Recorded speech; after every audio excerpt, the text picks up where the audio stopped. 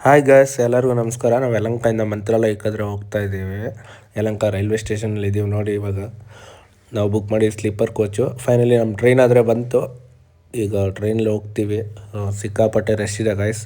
ಎಲ್ಲದಕ್ಕೂ ಬುಕ್ ಮಾಡ್ಕೊಂಡೇ ಹೋಗಿ, ಯಾವುದೇ ಕಾರಣಕ್ಕೂ ಬುಕ್ಕಿಂಗ್ ಇಲ್ಲದೆ ಹೋಗಬೇಡಿ. ಬುಕ್ಕಿಂಗ್ ಇಲ್ಲ ಅಂದರೆ ತುಂಬ ಪಡ್ತೀರಾ ಹೇಳ್ತಾ ಇದ್ದೀನಿ. ಸೊ ಬುಕ್ ಮಾಡ್ಕೊಂಡು ಹೋಗಿ. ನೋಡಿ ಟ್ರೈನಲ್ಲಿ ಎಷ್ಟು ಕ್ರೌಡ್ ಇದೆ, ಜನ ಎಲ್ಲ ಫುಲ್ ಇದ್ದಾರೆ. ನಮ್ಮ ಫ್ರೆಂಡ್ಸ್ ಇವರಿಬ್ರು. ಸೊ ನಾವು ಮಲ್ಕೊಂಡ್ಬಿಟ್ಟು ಎದ್ದೊಳೋಕ್ಕಾಗ್ದಿರ ನಿಯರ್ಲಿ ಮಂತ್ರಾಲಯ ಇನ್ನೇನು ನೆಕ್ಸ್ಟ್ ಸ್ಟಾಪ್ ನೋಡಿ ಮಲಗಿ ಫೈನಲಿ ರಾಯಚೂರಲ್ಲಿ ಇಳ್ಕೊಂಡ್ಬಿಟ್ಟಿದ್ವಿ ನೆಕ್ಸ್ಟ್ ಸ್ಟಾಪಲ್ಲಿ. ಸೊ ಏನು ಮಾಡ್ತೀರಾ ಗೈಸ್, ಅದೊಂದು ಬ್ಯಾಡ್ ಥಿಂಗು. ನಾವು ಇಲ್ಲಿ ಸಿಕ್ಕಾಪಟ್ಟೆ ಚಳಿ ಅಂತೂ ಸಿಕ್ಕಾಪಟ್ಟಿದೆ. ಸ್ವೆಟರು ಬೆಡ್ಶೀಟ್ ಎಲ್ಲ ಎತ್ಕೊಂಡೋಗಿ ಆಚೆ ಕಡೆ ನೋಡಿ ಇಲ್ಲಿ ಯಾರು ಆಟೋದವ್ರು ಒಬ್ರು ಇದ್ದರು ಪಾಪ. ಅವ್ರ ಹತ್ರ ಕೇಳಿದ್ವಿ ನಾವು ಹೆಂಗಣ ಏನು ಅಂತ. ಅವ್ರು ಪಾಪ ಚಳಿ ಕಾಯಿಸ್ತಿದ್ರು. ನಾವು ಒಂದು 5 ನಿಮಿಷ ಚಳಿ ಕಾಯಿಸ್ಕೊಂಡು ಮತ್ತೆ ಹಂಗೆ ನಾವು ರೈಲ್ವೆ ಸ್ಟೇಷನ್ ಒಳಗಡೆ ಹೋಗ್ಬಿಟ್ಟು ಮಲ್ಕೊಂಡ್ವಿ. ಸಿಕ್ಕಾಪಟ್ಟೆ ಚಳಿ ಇದೆ. ಟ್ರೈನ್ ಮಿಸ್ ಮಾಡಿಬಿಟ್ಟ ನಮ್ಮ ಫ್ರೆಂಡಿಂದ. ಒಂದೇ ಒಂದು ಸ್ಟಾಪ್ ಮಿಸ್ ಆಯಿತು. ಮತ್ತೆ ನಮ್ಗೆ ಬೆಳಗಿನ ಜಾವ 5 ಗಂಟೆಗೆ ಟ್ರೈನ್ ಇತ್ತು ರಿಟರ್ನ್ ಮಂತ್ರಾಲಯಕ್ಕೆ. ಸೊ ಅಲ್ಲೇ ರೈಲ್ವೆ ಸ್ಟೇಷನ್ ಪ್ಲಾಟ್ಫಾರಮಲ್ಲೇ ಮಲ್ಕೊಂಡಿದ್ವಿ. ಸೊ ಏನು ಮಾಡೋದು, ಅಲ್ಲಿಂದ ಹೋಗ್ಬೇಕಲ್ವ. ಇನ್ನು ಒಂದೇ ಒಂದು ಟ್ರೈನ್ ಇರೋದು, ಬಸ್ಸು ಆಟೋ ಏನೂ ಇರಲಿಲ್ಲ ಆ ಟೈಮಲ್ಲಿ ನಮಗೆ. ನಾವು ಇಳಿದಿದ್ದು ಬೆಳಗಿನ ಜಾವ 3 ಗಂಟೆಗೆ. ಮತ್ತು ಟ್ರೈನ್ಗೋಸ್ಕರ ವೆಯ್ಟ್ ಮಾಡ್ತಾ ಇದ್ವಿ ನಾವು, ಯಾವಾಗ ಟ್ರೈನ್ ಬರುತ್ತಪ್ಪ ಏನು ಅಂತ. ಸಿಕ್ಕಾಪಟ್ಟೆ ಚಳಿ ಬೇರೆ, ನಿದ್ದೆ ಇಲ್ಲ. ಫೈನಲಿ ನಮಗಾದ್ರೆ ಟ್ರೈನ್ ಆದರೆ ಬಂದುಬಿಡ್ತು. 5 o'clock ಆಯಿತು. ಹಿಂಗೆ ಟೈಮ್ ಪಾಸ್ ಮಾಡಿಕೊಂಡು ಸೊ ನಾವು ಅಲ್ಲಿಂದ ಟ್ರೈನ್ ತೊಗೊಂಡ್ವಿ. ಜನರಲ್ ಟಿಕೆಟ್ ತೊಗೊಂಡು ಫೈನಲಿ ಮಂತ್ರಾಲಯ ರೀಚ್ ಆದ್ವಿ ನೋಡಿ ಗೈಸ್. ಅಲ್ಲಿಂದ ಆಟೋ ಹಿಡ್ಕೊಂಡು ನಾವು ಮಂತ್ರಾಲಯ ಟೆಂಪಲ್ ಹತ್ರ ಹೋಗ್ತಾಯಿದ್ವಿ. ಚಳಿ ನೋಡಿ ಹೆಂಗಿದೆ, ನಾವು ಹಿಂದೆ ಬೇರೆ ಕೂತಿರೋದು ಬ್ಯಾಕ್ ಸೈಡ್. ನಾವು ನಮ್ಮ ಫ್ರೆಂಡ್ಸ್ ನೋಡಿ ಚಳಿಗೆ ಇರೋಕ್ಕಾಗದೆ ಬೆಡ್ಶೀಟ್ಗಳೆಲ್ಲ ಹೊಚ್ಕೊಂಡು ಕೂತಿದ್ವಿ ಹಿಂದೆಗಡೆ, ಮಕಾನು ಕಂಡಂಗೆ. ಫೈನಲಿ ಬಂದು ರೀಚ್ ಆದ್ವಿ. ಏನೋ ಒಂಥರ ಗುಡ್ ವೈಬ್ಸ್ ಗಾಯ್ಸ್. ಮಂತ್ರಾಲಯ ಟೆಂಪಲ್ ಬರ್ತಾ ಇದ್ದಂಗೆ ಆ ವೈಬ್ ನೋಡಿ ಒಂಥರ ಫುಲ್ ಹ್ಯಾಪಿ ಆಗೋಯ್ತು ನಮಗಂತೂ. ತುಂಗಭದ್ರಾ ನದಿ ಹತ್ರ ಬಂದು ನಾವು ಸ್ನಾನ ಎಲ್ಲ ಮಾಡಿಕೊಂಡು ಈ ಚಿಕ್ಕ ಹುಡುಗ ಹತ್ರ ಬೊಟ್ಟಿಡ್ಸ್ಕೊಂಡು ರಾಯರದು ಒಟ್ಟಿಡ್ಸ್ಕೊಂಡು ಕ್ಲಾಕ್ ರೂಮ್ಗೆ ಹತ್ರ ಹೋಗೋಣ ಅಂತ ಹೋದ್ವಿ. ನೋಡಿ ಕ್ಲಾಕ್ ರೂಮ್ ಹತ್ರ ತುಂಬ ಮೋಸ ನಡೀತು ನಮಗೆ. ಏನು ಅಂತ ವಿವರಣೆ ಕೊಡ್ತೀನಿ ನೋಡಿ. ಸೊ ಕ್ಲಾಕ್ ರೂಮ್ ಹತ್ರ ನೀವು ಮಂತ್ರಾಲಯ ಟೆಂಪಲಿಂದ ರೈಟ್ ತೊಗೊಂಡ್ರೆ ಈ ಥರ ಬರುತ್ತೆ ಕ್ಲಾಕ್ ರೂಮು. ನೋಡಿ ಇದೇ ಕ್ಲಾಕ್ ರೂಮ್ ಹತ್ರ. ಪರ್ ಪರ್ಸನ್ಗೆ 100 rupees ಅಂತಾರೆ. ಓಕೆ ನಾವು ಒಬ್ಬರೇ ಹೋಗ್ತೀವಿ, ಅವ್ರು ಬ್ಯಾಗ್ ಆದರೂ ಇಟ್ಕೊಳ್ಳಿ ಅಟ್ಲೀಸ್ಟ್ ಅಂತ ಕೊಟ್ಟರೆ ಅವ್ರು ಒಪ್ಪಲಿಲ್ಲ. 3 ಹೋಗಲೇಬೇಕು ಅಂತ ಹೇಳ್ಬಿಟ್ರು. ಈ ಥರ ತುಂಬ ಮೋಸ ಆಗುತ್ತೆ. ಅದರಿಂದ ನಾವು ಬ್ಯಾಗು ಯಾವುದೋ ಒಂದು ಅಂಗಡೀಲಿ ಕೊಟ್ಬಿಟ್ಟು ದರ್ಶನಕ್ಕಾದರೆ ಹೋಗ್ತಾಯಿದ್ದೀವಿ. ದರ್ಶನ ನಾವು ಹೋದಾಗ ನಾರ್ಮಲಾಗೇ ಇತ್ತು ಗಾಯ್ಸ್, ರಶ್ ಏನು ಇರಲಿಲ್ಲ. ಓಕೆ ಇತ್ತು, ಮೂವ್ ಆಗ್ತಾಯಿತ್ತು, ಏನು ನಿಂತಿಲ್ಲ ಎಲ್ಲೂ.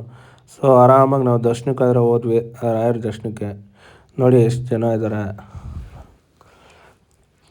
ಅಲ್ಲಿಂದ ಕ್ಯೂ ಒಳಗಡೆ ಹೋಗಿ ದರ್ಶನಕ್ಕಂತ ಹೋದ್ವಿ. ಜನ ನೋಡಿ ಎಲ್ಲ ಕೂತ್ಕೊಂಡಿದ್ದಾರೆ. ಇಲ್ಲೆಲ್ಲ ಸೇವಾ ಎಲ್ಲ ಮಾಡಿಸ್ಬೋದು ಗಾಯ್ಸ್. ಸೇವಕ್ಕೆ ಏನಾದರೂ ನೀವು ಮಾಡಿಸಂಗಿದ್ರೆ ಮಾಡಿಸ್ಬೋದು ಸೇವಾ ಕಾರ್ಯಕ್ರಮ. ಇಲ್ಲಿ ದೇವ್ರದ್ದು ಯಾವುದೋ ಪೂಜೆ ಮಾಡ್ತಿದ್ರು. ಇದೊಂದು ಮಂಟಪ ಥರ ಮಾಡಿದ್ದಾರೆ ಬ್ಯಾಕ್ ಸೈಡು. ಆಮೇಲೆ ರಾಯರ ಪರಿಮಳ ಪ್ರಸಾದ ಪ್ಯಾಕ್ ಮಾಡೋ ಭಾಗ್ಯ ನಮಗೆ ಸಿಕ್ತು.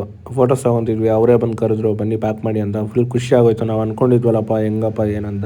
ಫೈನಲಿ ಅವರೇ ಕರೆದ್ರಲ್ಲ, ನಮಗೊಂಥರ ಹ್ಯಾಪಿ ಆಯಿತು.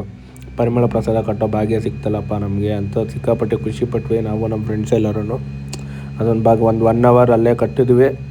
ನಂತರ ನಾವು ಹೋಗ್ತಾ ಇದ್ದಿದ್ದು ಆಟೋದಲ್ಲಿ ಇದಕ್ಕೆ ಅಭಯ ಆಂಜನೇಯ ಸ್ವಾಮಿ ದೇವಸ್ಥಾನಕ್ಕೆ ಬಂದ್ವಿ. ಫಸ್ಟು ಅಭಯ ಆಂಜನೇಯ ಸ್ವಾಮಿ ದರ್ಶನ ಮಾಡಿಕೊಂಡು ಮತ್ತು ನೆಕ್ಸ್ಟು ನಾವು ಬಿಚ್ಚಾಲಯಕ್ಕೆ ಹೋಗೋದು ಅಂತೇಳಿದ್ರು. ಬೇಗ ಬನ್ನಿ ಅಂದರು. ಸೊ ಅಭಯ ಆಂಜನೇಯ ಸ್ವಾಮಿ ದೇವಸ್ಥಾನ ಇದು.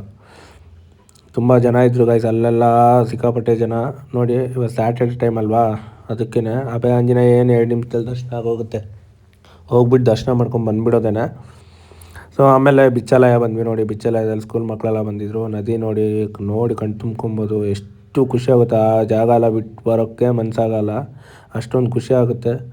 ಫೈನಲಿ ಬಿಚ್ಚಾಲಯ ದರ್ಶನ ಮಾಡ್ಕೊಂಡು ಅಪ್ಪನಾಚಾರ್ಯರದು ಇಲ್ಲಿ ತಾಯಿಯ ದರ್ಶನ ಮಾಡ್ಕೊಬೋದು ಮೇಲೆ ಬಂದು ಇಲ್ಲೆಲ್ಲ ಕಟ್ಟಿದ್ದಾರೆ ಗಾಯ್ಸ್. ಈ ದೇವಸ್ಥಾನ ಬಂದು ಬಾಳೆಹಣ್ಣು ಮತ್ತು ಬೆಲ್ಲದಿಂದ ಕಟ್ಟಿರೋದು.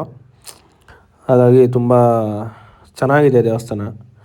ನೋಡಿ ಎಷ್ಟು ಚೆನ್ನಾಗಿದೆ ಅಂತ ನೀವೇ ಒಂದ್ಸಲ. ಆಮೇಲೆ ಅಪ್ಪಣಾಚಾರ್ಯರು ಅವ್ರ ಮನೆಗೆ ಬಂದ್ವಿ.